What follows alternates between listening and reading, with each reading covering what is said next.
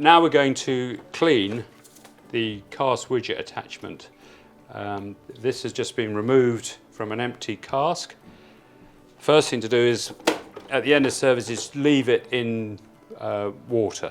This stops any beer that's on the attachment drying and making it more difficult for cleaning at a later date. So when we come to clean, first thing we have to do is disassemble the attachment. Firstly, the blind stop comes off,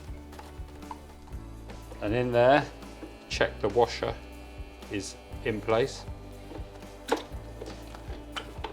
Pulls off, and then the float is removed as well. So holding by the whole plastic, just pull that off. Everything is gently rinsed. Firstly, we remove the rinsing water. We have hot water in the cellar, so for cleaning, a little bit of hot is good. And what we're going to add to this is just a splash. This is very concentrated purple line cleaner. There you go, just a splash there. And ensure everything is submerged in the line cleaner. We need to leave that for 10 minutes or so. After about 10 minutes soaking in the line cleaner, now we have to physically scrub each individual part, and there's different brushes for different areas of the widget. So we start with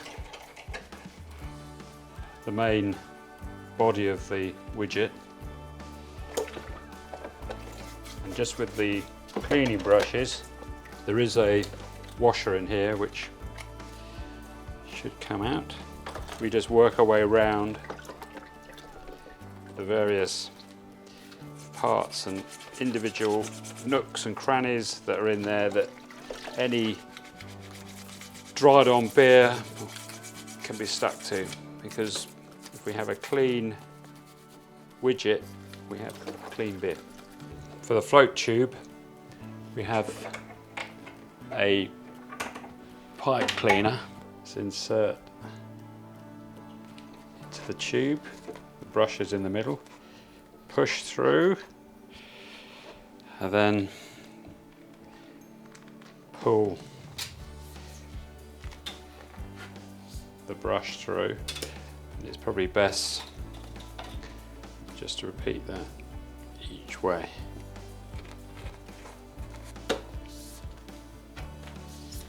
Okay, now these have been chemically cleaned and scrubbed. Often the line cleaner, it's a purple colour when it's fresh. As it becomes contaminated with organic matter from the beer line, it will change colour to a slightly browner colour, which usually means it's done its job. So we now dispose of the line cleaner, and the next process is just rinsing all that line cleaner off. As I say, it's very strong and has to be rinsed completely. Obviously, doing several lines at once, you'll need to change the water a couple of times just to check that all that cleaner has been removed. Again, another one. Now all the line cleaner has been removed, we can remove the gloves because we're only dealing with water at this stage. It'd be much easier to reconstruct all the pieces with bare hands. So now we put the peg back together. The cap goes on.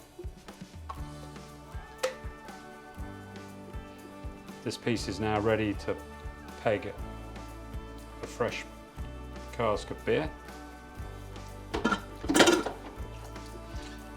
Then now we reconstruct the widget with warm water. These rubber pipes slide on much simpler. But make sure they are fully pressed in, remembering also holding the float by the plastic float area, not the gauze, pushing this all the way in. This is the particular bit that is most likely to disattach. With the washer set in the cap, we just screw this onto the widget top. The trick here is just as you get pinch point, just give it a slight reverse. That has set the washer into the cap. Checking in the light from the cellar, the washer is fully set in the cap and will give a full air tight seal. Once that is clean, we just put it on our little hangers, ready for the next cast change.